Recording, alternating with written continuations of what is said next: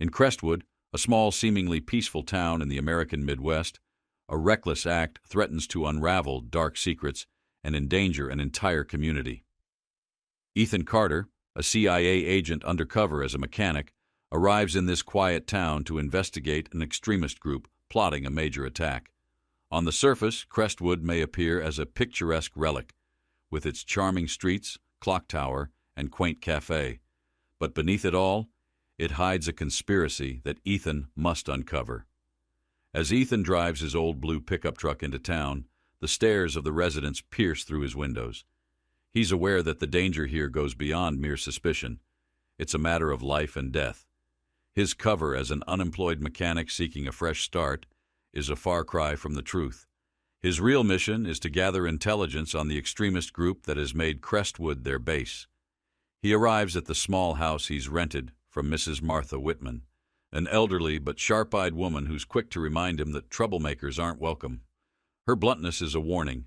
In a small town like Crestwood, everyone is always watching. The damp, decaying house feels like a relic of abandonment. But Ethan doesn't mind.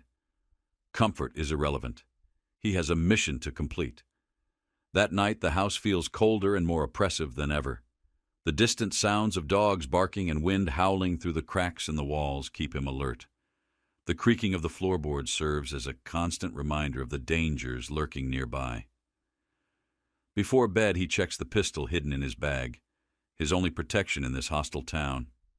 The next morning, he heads to Rosie's Cafe, the only lively spot in town.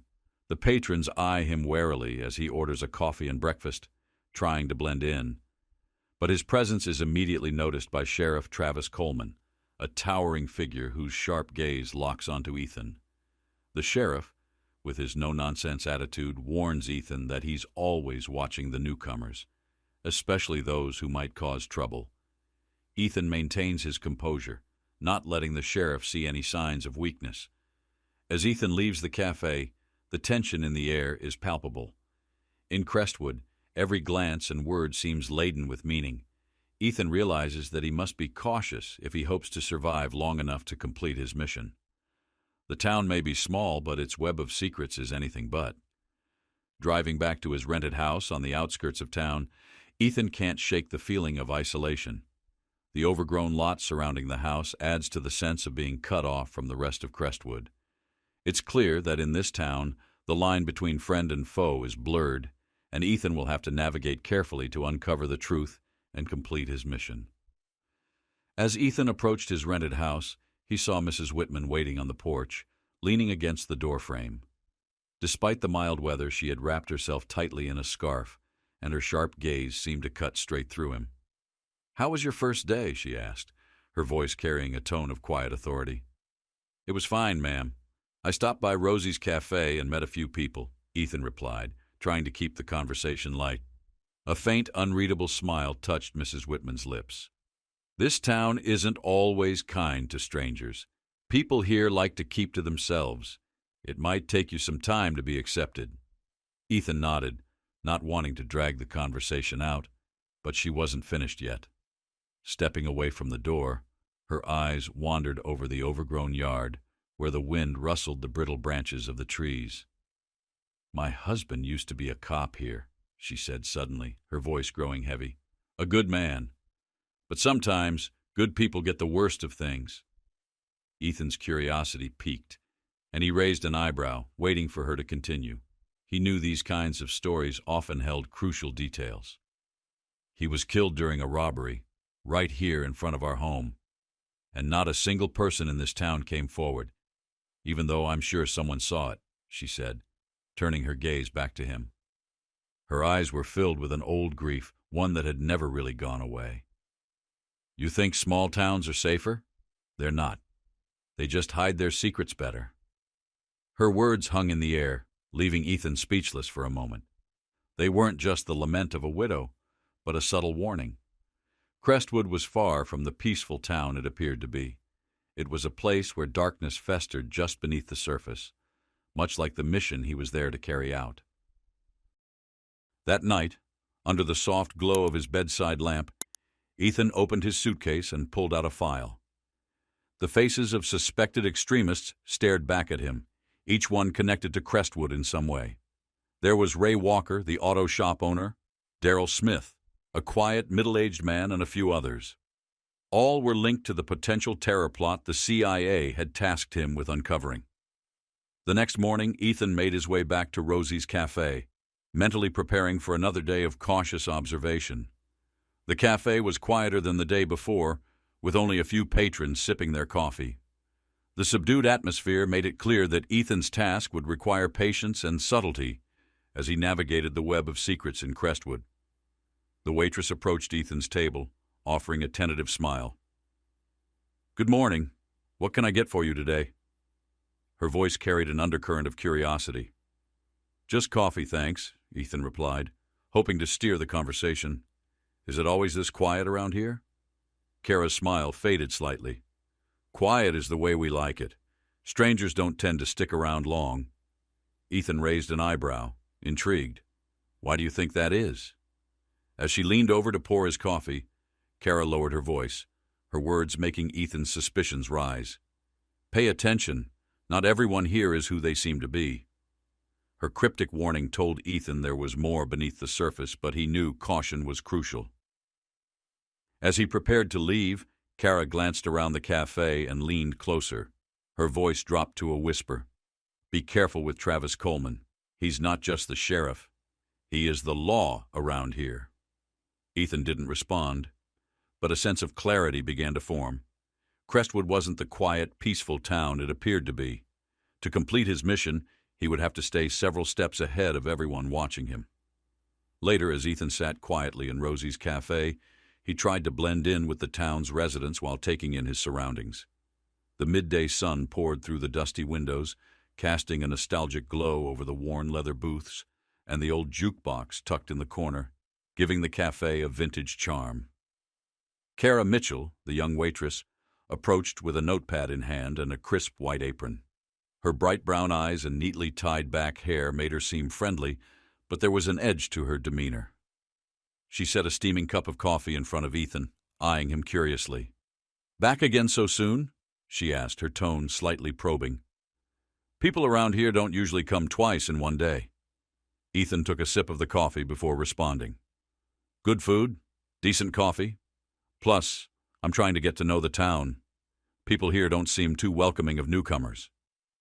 Kara gave a short laugh, but her eyes swept the room, checking for eavesdroppers.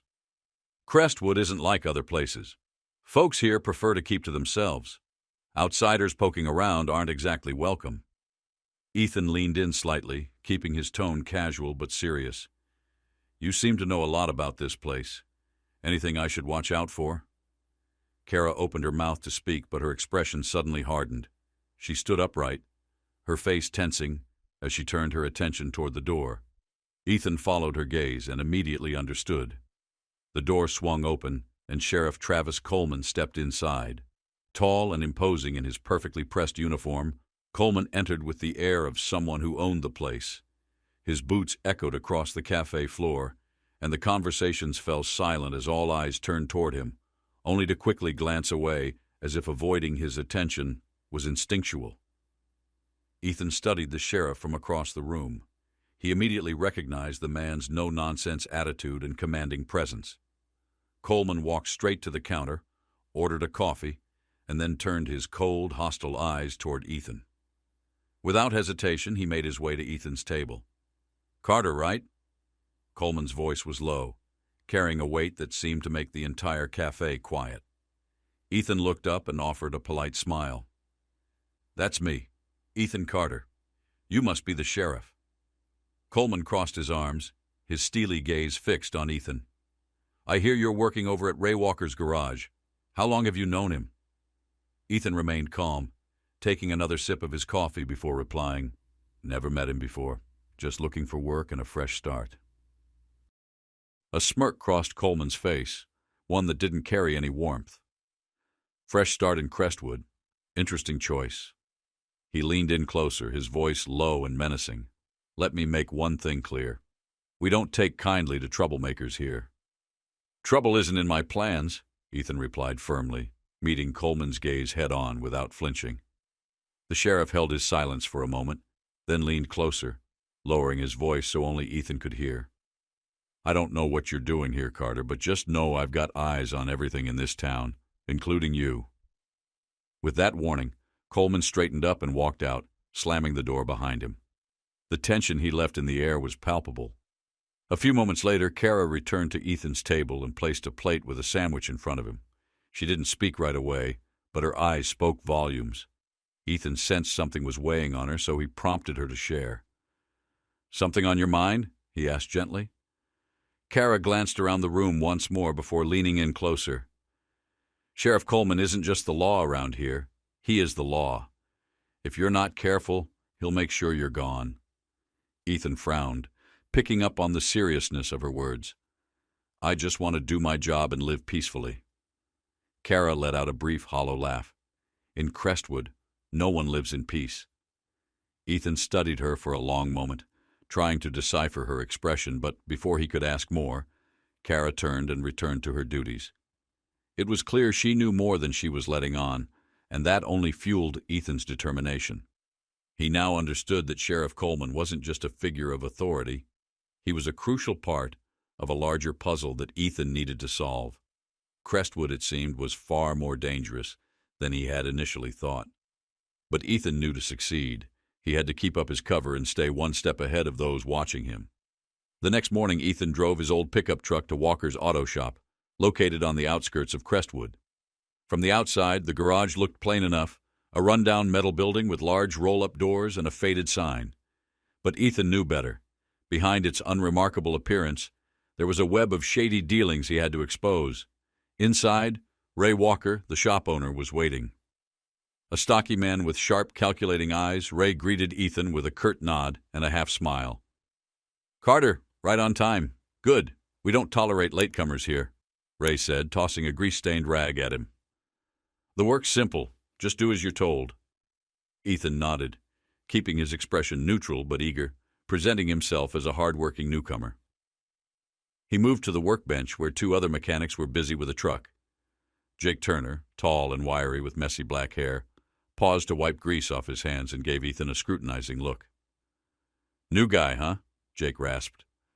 "Where you from?" "Houston," Ethan answered shortly, grabbing a wrench and examining a nearby vehicle. Darrell Smith, a burly man with a stern expression, didn't speak but studied Ethan with a cold, lingering stare before returning to his work. Ethan wasn't surprised. He suspected both men were tied to the extremist group he was investigating, and their wariness of a stranger was to be expected.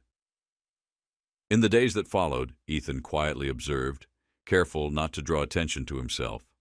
On the surface, the garage ran like any other repair shop, but there were occasional irregularities that didn't escape his notice. Large trucks would arrive late at night, unloading crates no one was allowed to touch. Conversations between Ray, Jake, and Darrell would suddenly halt or change direction whenever Ethan came near. One evening, while working on a truck in the back of the shop, Ethan overheard hushed voices coming from Ray's office. Though the words were muffled, phrases like shipment, bridge, and timeline caught his attention, heightening his suspicions. Ethan knew he needed time and a good opportunity to dig deeper, but a single mistake could blow his cover. That night, after most of the employees had left, Ray approached Ethan, wearing a worn baseball cap and holding a lit cigarette. The harsh overhead lights illuminated Ray's deeply etched features and calculating stare. "Carter, I need you to handle something for me," Ray said in a flat tone. "There's a shipment that needs to be delivered a few miles out. Simple job, just drop it off at the address and leave. No questions." Ethan's heart tightened at the thought of what was inside the shipment. But he knew this was his chance to get closer to uncovering Ray's operation. "Got it, boss. I'll take care of it," Ethan replied, keeping his tone nonchalant. Ray handed Ethan the keys to a small truck parked in the corner. "The goods are loaded in the back. Here's the address. Go now, and remember, don't open it." Ethan took the keys and climbed into the truck. As he started the engine, he saw Jake and Darrell watching him from inside the garage, their gazes heavy with suspicion. The truck rumbled down the dark, empty roads, and Ethan's pulse quickened. What could he be carrying? Weapons? Explosives? Why the secrecy? Though the answers eluded him, he knew he was getting closer to uncovering the truth. Following the directions on the slip of paper, Ethan arrived at a secluded clearing deep in the woods on the edge of town. Another truck was already there, and two men stood beside it, bundled up in heavy jackets. They didn't speak, but gestured for Ethan to stop. Ethan got out, opened the truck's rear compartment, and unloaded the crate onto the ground. One of the men quickly moved the crate into their vehicle. The exchange was silent, and Ethan knew better than to stick around. He nodded curtly at the men, climbed back into his truck, and drove off, making sure to note their license plates and physical features for future reference. As he drove back, his mind raced. What was in the crate? Why the secrecy? What role did Ray play in all of this? Though that night didn't provide him with definitive answers, Ethan felt he was getting closer to uncovering the full extent of the garage's illegal activities and the danger they posed. When Ethan returned to the shop, Ray was waiting, his expression unreadable. "Good job, Carter," Ray said flatly. But Ethan could feel Ray's eyes scrutinizing him, searching for any signs of deceit. Ethan forced a smile and nodded before heading back to his workstation. He knew deep down this was just the beginning. The real danger was still ahead. As Ethan left the auto shop that evening, he couldn't shake the feeling that something wasn't right. The road leading to his house was eerily quiet, but the glow of headlights in his rearview mirror confirmed his suspicion. A vehicle had been tailing him. A quick glance revealed it was the familiar patrol car belonging to Sheriff Travis Coleman. Ethan kept his composure, driving cautiously, but the headlights never left his rearview mirror. When he finally arrived home, the patrol car stopped at a distance, not too close to draw attention, but just enough to show that Coleman was watching. Ethan stepped out of his truck and glanced at the patrol car. Coleman's piercing gaze cut through the darkness, tracking his every move. In the following days, Coleman's presence became increasingly intrusive. During the day, he would patrol past the auto shop, sometimes lingering longer than necessary, his eyes never leaving Ethan. At night, the glow of the patrol car's headlights illuminated Ethan's window, a silent reminder that every move was being monitored. Ethan understood that Coleman wasn't just suspicious. He was actively trying to intimidate him into making a mistake. But instead of backing down, it only solidified Ethan's determination. Late at night, he began to conduct his own surveillance around the auto shop, searching for more evidence of Ray's illegal activities. During one of these late-night observations, Ethan noticed something significant. Sheriff Coleman meeting privately with Ray Walker behind the shop in a secluded spot, carefully shielded from streetlights. From a distance, Ethan watched, realizing that the sheriff wasn't just a lawman. He was deeply involved in the operations he was investigating. Ethan gripped a small set of binoculars hidden in his jacket as he observed the brief yet telling interaction between Sheriff Coleman and Ray. Their exchange was quiet but deliberate, with Coleman handing Ray something, a manila envelope or a bundle of papers, before parting ways without a word. This scene illuminated a crucial part of the puzzle Ethan was assembling. Coleman wasn't just a sheriff watching out for an outsider. He was deeply entangled in the extremist group's network. It seemed he played a role in shielding or supplying critical information to ensure their plans went off without interference. The next day, as Ethan stepped out of the local grocery store, he found Coleman leaning against his patrol car, waiting for him. The sheriff's presence was menacing, and it was obvious he had been expecting this encounter. "Carter!" Coleman called out loudly, drawing the attention of some nearby townsfolk. He strode toward Ethan, his eyes scanning for any sign of awe, any sign of guilt or hesitation. "Where were you last night?" Coleman asked, narrowing his eyes. "At home," Ethan responded coolly, his face calm. "Is that so?" Coleman raised an eyebrow, a humorless smirk tugging at his lips. "Because it seems to me you've been out late recently." Ethan could sense the provocation. He took a slow, steady breath and replied, "It's a small town, Sheriff. People tend to notice things at all hours." Coleman took a step closer, leaning in so their faces were level. "Let me make this clear, Carter. I don't trust people who have something to hide. If you think you can get away with anything here, you're mistaken." Ethan locked eyes with him, betraying no sign of fear. "I have nothing to hide, Sheriff. I'm just trying to make a living." Coleman's smirk widened but didn't reach his eyes. "Don't let me catch you where you shouldn't be. You'll learn why I've kept this badge for so long." With that, Coleman turned and walked away, leaving Ethan to consider his words. As Ethan drove home that night, he felt the oppressive weight of the sheriff's surveillance. Coleman's patrol car was once again parked near his house, its headlights cutting through the darkness. Ethan remained vigilant, knowing the sheriff's gaze was a constant threat. Days passed under the heavy scrutiny of Coleman's watchful eyes. Ethan realized he couldn't delay any longer. The evidence he had gathered from Ray's garage, coupled with the information he had from Kara and Tommy, was painting a damning picture. If he didn't act soon, the attack on the bridge might be carried out before he could stop it. One late evening, Ethan quietly followed Ray, Jake, and Darrell as they slipped into the back of the shop, disappearing for a long stretch of time. Ethan's suspicion grew, and he decided to investigate further. He discovered a hidden steel door in the far corner of the shop, leading to a narrow staircase that descended into a large, dimly lit room. The room was filled with crates marked "fragile" or industrial supplies, but what caught Ethan's eye was a large map of Crestwood spread across a table. A red circle was drawn around the town's main bridge, with technical plans and explosive planting details laid out beside it. This was the evidence he needed, a plan for a large-scale attack on the bridge. It was detailed, months in the making, and the explosives were already prepared. When Ethan returned home, he found Kara waiting outside, her face filled with worry.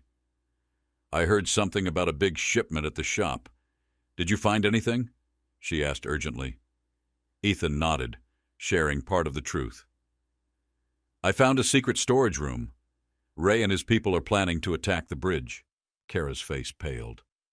"I suspected something. The regulars at the cafe mentioned strange deliveries, but no one dared to speak out." "I can help you," Kara said, her voice low but firm. "I'll listen in on conversations and report back." Ethan hesitated, understanding the danger. "Be careful. If they catch on, it could get dangerous for you." Kara met his gaze, her determination unwavering. "If it means saving the town, I'll take the risk." The next day, Ethan noticed a change in Tommy Williams, the usually quiet young worker at the shop. Tommy approached him during a break, clearly nervous. "Carter," Tommy whispered, glancing around, "I need to talk to you." "Not here." After work, the two met at a small diner on the outskirts of town. Tommy, visibly shaken, spoke in a trembling voice. "I can't do this anymore. Ray made me help with a shipment.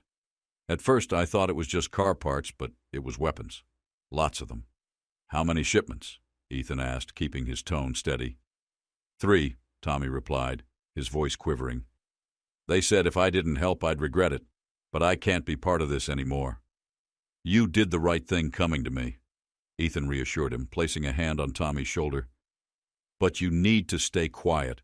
Don't draw attention. Can you keep an eye on things at the shop for me?" Tommy hesitated, but then nodded. "I'll do what I can." With Kara and Tommy both helping him, Ethan now had two key allies.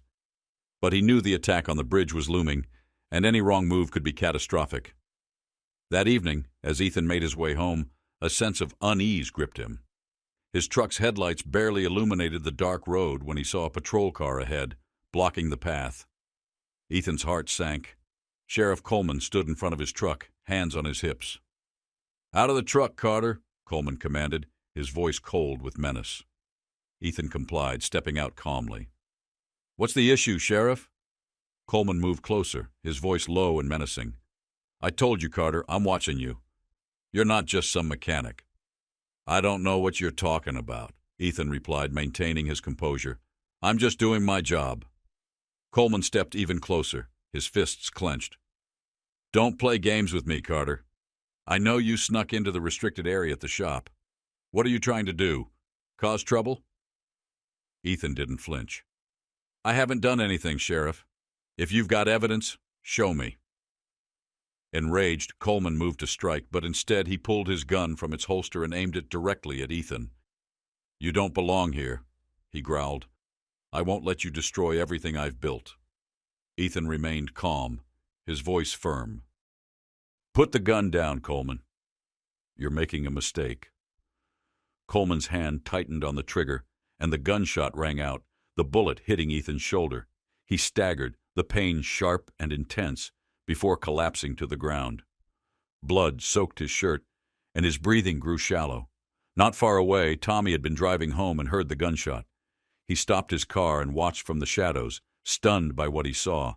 Realizing Ethan needed help, Tommy quickly turned his car around and rushed to the scene. He found Ethan on the ground, bleeding heavily, and shouted, "What are you doing, Coleman?" He didn't do anything. Coleman hesitated for a moment, looking between Ethan and Tommy. Then, as if coming out of a trance, he stepped back and returned to his patrol car. Without a word, he drove off, leaving Ethan and Tommy alone in the dark. Tommy immediately called for an ambulance and applied pressure to Ethan's wound, trying to stop the bleeding. "Hang in there, Carter. We're not going to let him get away with this." The ambulance arrived quickly, and Ethan was rushed to the hospital. Despite the blood loss, he fought to stay conscious, offering a weak but grateful smile to Tommy. "Thank you," he whispered. Tommy stood outside the hospital, filled with anger. Coleman hadn't just snapped in a fit of rage. This had been a calculated attempt to silence Ethan and protect his secrets. But Tommy also knew he couldn't stay on the sidelines anymore. He had to join the fight to expose the truth. As for Coleman, he returned to the scene of the crime, aware that his actions couldn't remain a secret forever. Whispers began to spread through the town about his violent behavior and the truth behind his position. The shooting had shattered the illusion of invulnerability that had long protected Coleman, and the town began to see him in a different light. It wouldn't be long before the truth came to light, and Ethan was determined to make sure of it. Suspended from his role as sheriff, Coleman faced the consequences of his actions as the investigation unfolded. The announcement came at the town hall where the townspeople had gathered, curious about the latest developments. Once a proud figure of authority, Coleman now seemed diminished under the weight of public scrutiny. Eyes that once looked up to him now met him with judgment and doubt. As he exited the town hall, no one greeted him, and some even turned away, unwilling to acknowledge him. His fall from grace not only tarnished his reputation, but also shattered the trust the community had in the justice system he had long represented. The anger of the townspeople extended beyond Coleman. It reached his known associates, including Ray Walker and his crew at the auto shop. The residents, once silent out of fear, now began to speak up about the strange occurrences they had dismissed before. With their courage bolstered by the spreading unrest, they shared stories of suspicious behavior. "We should have done something sooner," Mrs. Martha Whitman, Ethan's landlord, confessed when asked about her feelings. "I always knew something was off about Coleman, but I never imagined it would escalate like this." At Rosie's Cafe, which had once been a place of casual chatter, the atmosphere had shifted. Conversations now revolved around the truth of Coleman's actions and his involvement in the town's troubles. Kara Mitchell, ever watchful, continued to gather and relay crucial information to Ethan and the CIA. Despite being bedridden, Ethan kept a close eye on the developments, constantly in communication with Mark and the team. The investigation into the planned attack on the town's bridge, which he had uncovered in the secret storage room, was ongoing. Coleman's suspension and loss of power marked a small but significant win, opening the door for Ethan to push forward with his investigation into the extremist network. He was determined not to lose momentum.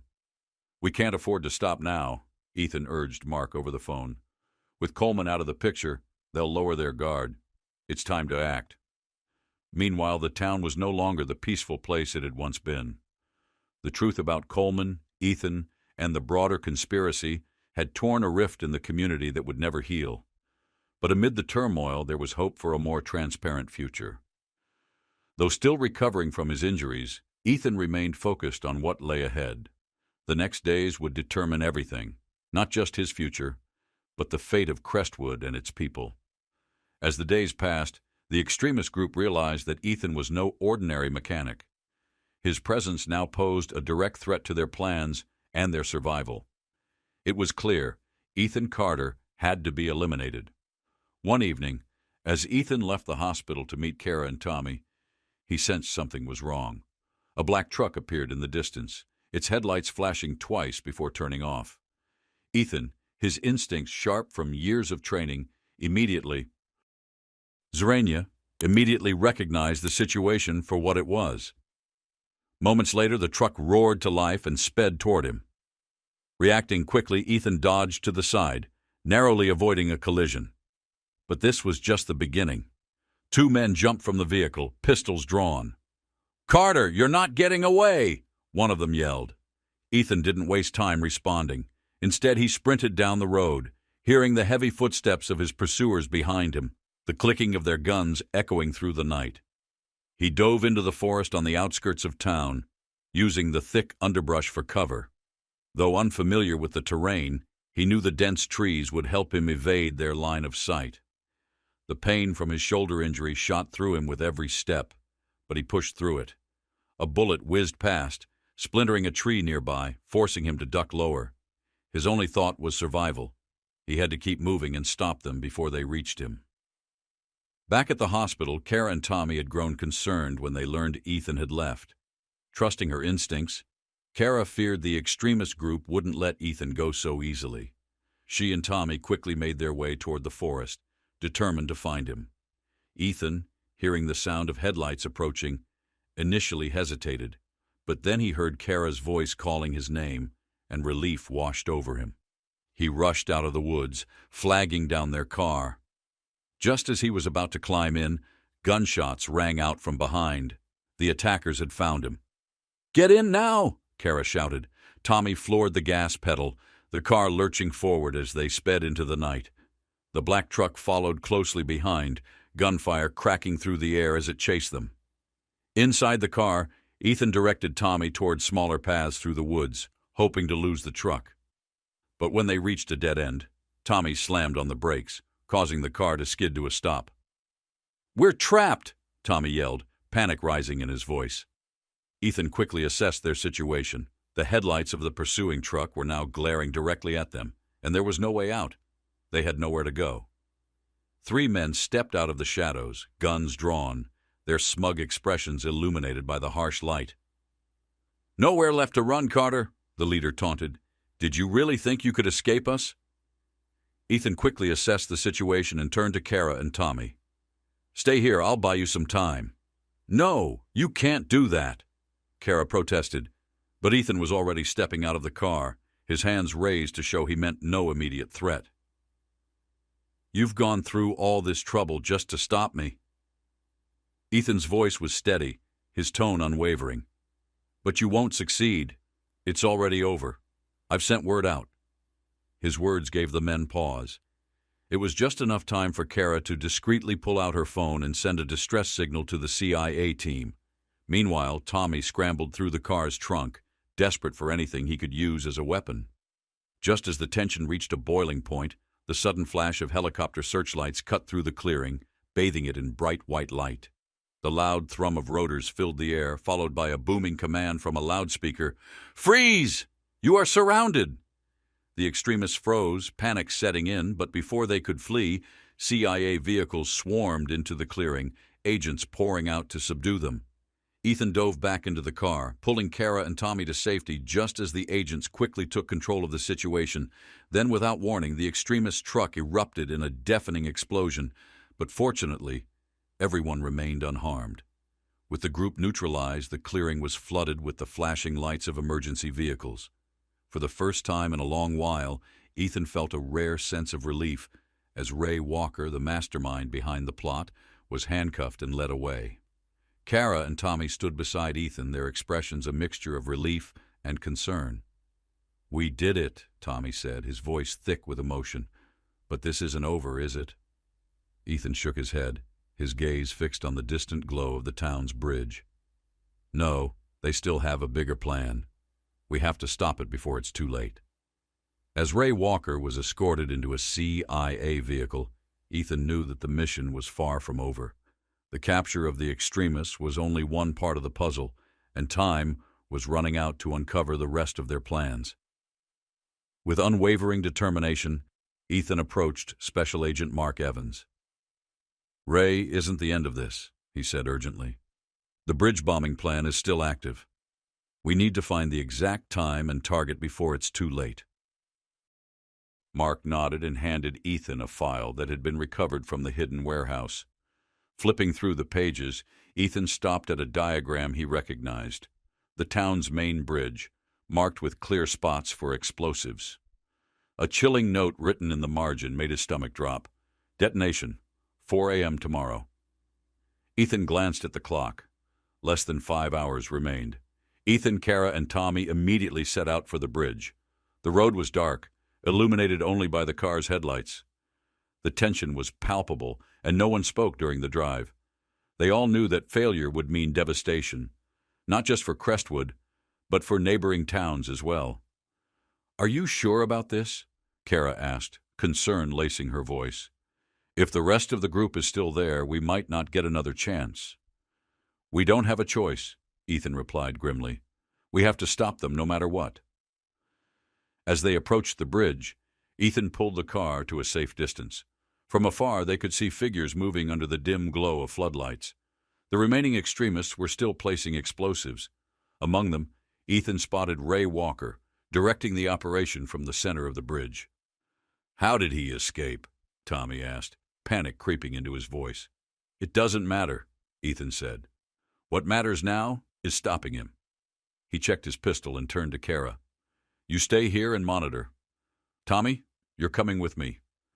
The two of them moved swiftly, sticking to the shadows beneath large concrete supports. From their vantage point, Ethan saw the explosives already rigged to the bridge's main supports. A timer on the control panel was ticking down. As they got closer, Tommy's foot caught on something, causing a small noise that alerted a nearby guard. "Someone's here!" the guard shouted. Ray turned sharply, spotting Ethan. A wicked grin spread across his face. "Carter, I knew you'd show up, but you're too late. No one can stop this now." Ray drew his gun, and a firefight broke out. Ethan and Tommy ducked behind the bridge's supports, returning fire to keep the extremists at bay. Meanwhile, Kara, from her position, called in updates to the CIA team and requested immediate backup. In the midst of the chaos, Ethan saw an opening. With a daring move, he sprinted toward the control panel, hoping to disarm the timer. But Ray saw him coming and charged, shoving him away from the controls. "Don't bother, Carter," Ray roared. The two men grappled violently near the edge of the bridge. Despite his injuries, Ethan fought back with all his strength, determined not to let Ray complete his deadly plan. Meanwhile, Tommy, guided by Kara over the radio, reached the control panel. "Which wire?" he shouted, his hands trembling under pressure. "Cut the red wire first, then the blue one," Kara instructed, her voice steady despite the tension. Tommy sliced through the red wire, then the blue. The timer froze at 0, and a wave of relief washed over him. But there was no time to celebrate. He turned to see Ethan still locked in a fierce struggle with Ray. In a final act of desperation, Ray pulled a knife, aiming to strike Ethan. But before he could land the blow, Tommy appeared from behind and struck Ray with a metal pipe. Ray collapsed, and Ethan quickly subdued him.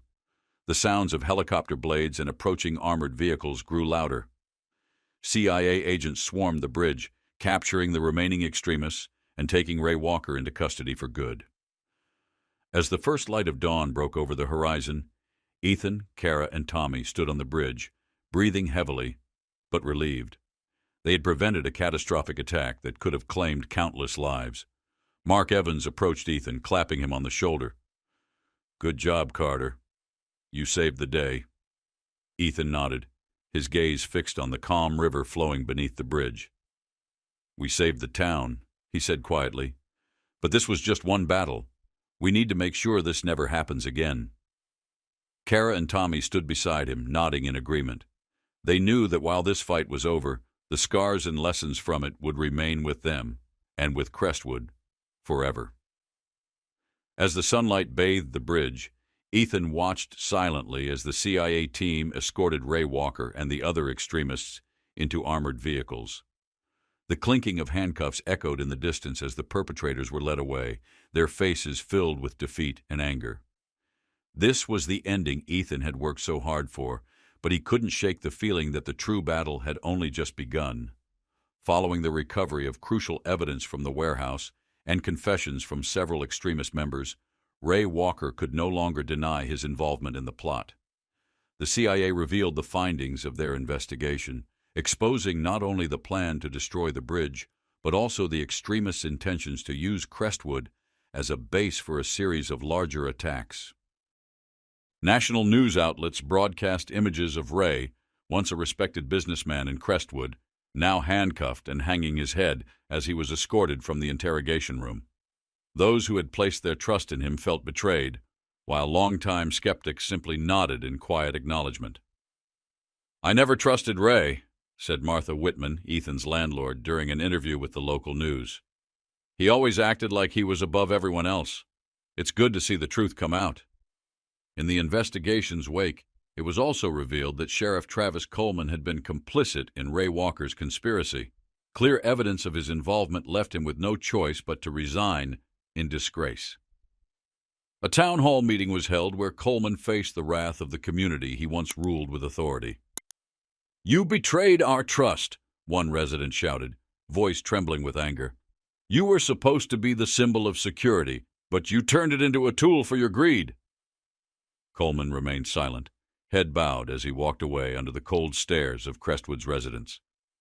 That day, he left town, his reputation irreparably damaged. As the chaos subsided, the people of Crestwood began to realize the true extent of Ethan's sacrifice. Initially, the revelation that he was an undercover CIA agent caused some to question him, unaccustomed to the idea of an outsider playing such a pivotal role in their town's defense. But as the details unfolded, from his infiltration of the secret warehouse to his confrontation with Ray Walker and his daring attempt to disable the explosives, the town's perspective shifted. Stories of his courage spread beyond Crestwood, inspiring neighboring towns as well. Kara Mitchell, who had supported Ethan throughout the mission, became a living testament to his bravery. "Ethan did what none of us could," she told a group of regulars at Rosie's Cafe. "He didn't just save the town, he showed us that truth and justice are always worth fighting for." A small ceremony was held in Crestwood to honor those who had helped protect the town. Ethan, Kara, and Tommy stood before a crowd as the mayor delivered a heartfelt thank you. Once skeptical or indifferent, the townspeople now offered Ethan sincere applause. After the ceremony, Martha Whitman approached Ethan, her hand grasping his. "You've done what no one else could," she said, her voice shaking but resolute. "Crestwood owes you so much." Ethan smiled, his eyes glistening, but said nothing.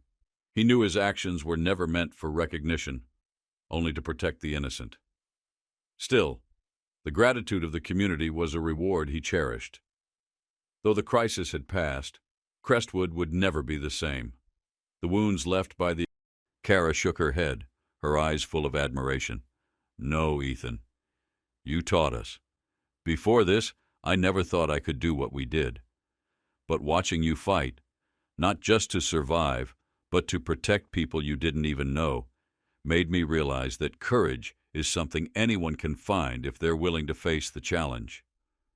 The day Ethan was discharged from the hospital, Tommy Williams and several Crestwood residents gathered outside to see him off. Tommy, his eyes shining with gratitude, handed Ethan a small box. "It's just a little something," Tommy said hesitantly. "I made it myself."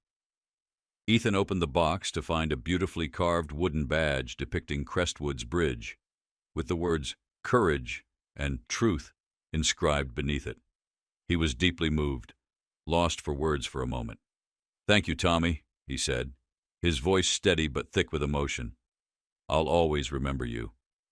Before leaving town, Ethan shared a final meal with Kara and Tommy at Rosie's Cafe, the place where so many pivotal moments had taken place.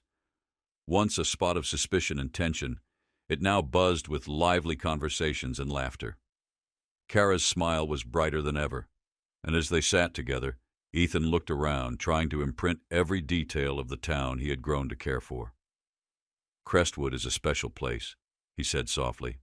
"It's not just changed because of what we did. It's changed because of you, because you stood up, faced your fears, and decided to protect what's right." Kara tilted her head, eyes full of gratitude. "You showed us the way, Ethan. We won't forget." Ethan smiled, his voice calm but resolute. Doing the right thing often comes at a high cost, but it's always the most worthwhile choice. As Ethan drove away from Crestwood, memories of the past weeks flooded his mind. Its people's initial mistrust, the dangers and betrayals he'd faced, and the moments when everyone united for a common cause. The town's exit sign, Crestwood, where time stands still, appeared in his rearview mirror.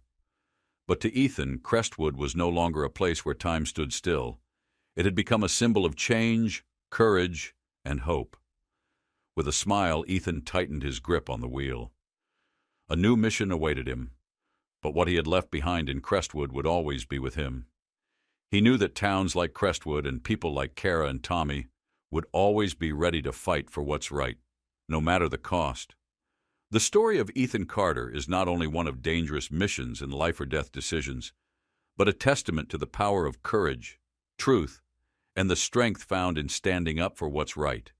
Subscribe for more. Like, comment. Thanks for watching.